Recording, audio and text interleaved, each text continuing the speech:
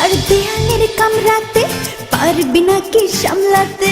বিচ্ছেদের কয়েক মাসের ব্যবধানে আবারও নিজের জীবনের লাগাম নিজের হাতে তুলে নিয়েছেন ছোট পর্দার জনপ্রিয় অভিনেত্রী মৌসুমী হামিদ। একদিকে গোপনে দ্বিতীয় বিয়ে, অন্যদিকে প্রথম সন্তানের আগমনের সুখবর মিলিয়ে নতুন উদ্যমে নতুন অধ্যায়ের ঘোষণা দিলেন এই অভিনেত্রী।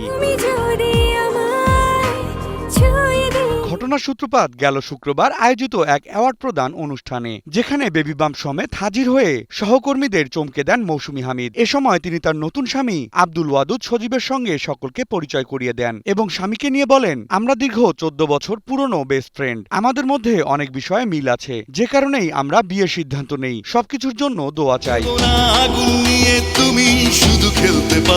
আয়োজিত অনুষ্ঠানে উপস্থিত হয়ে ক্যামেরার মুখোমুখি দাঁড়িয়ে মৌসুমী জানান, তিনি সকলকে সারপ্রাইজ দেওয়ার জন্য এমন একটি সময়েরই অপেক্ষা করছিলেন এবং অন্তঃসত্ত্বা হওয়ার এই সুখবর স্বামীসহ বিলানোর জন্যই প্রহর গুনছিলেন। এ সময় সাংবাদিকদের প্রশ্নের মুখে এতদিন দ্বিতীয় বিয়ের খবর গোপন রাখার বিষয়েও বিবৃতি দেন মৌসুমী হামিদ। তার ভাষ্যমতে, অনেকেই ভুলভাবে খবর প্রকাশ করবে, এই জন্যই এতদিন কাউকে কিছু বলিনি। আমি চেয়েছিলাম আমার স্পষ্ট বার্তাতেই সকলে জানতে পারুক আমি এবং আমার অনাগত সন্তান ভালো আছি, নতুন একটা অনুভূতির মধ্য দিয়ে যাচ্ছি।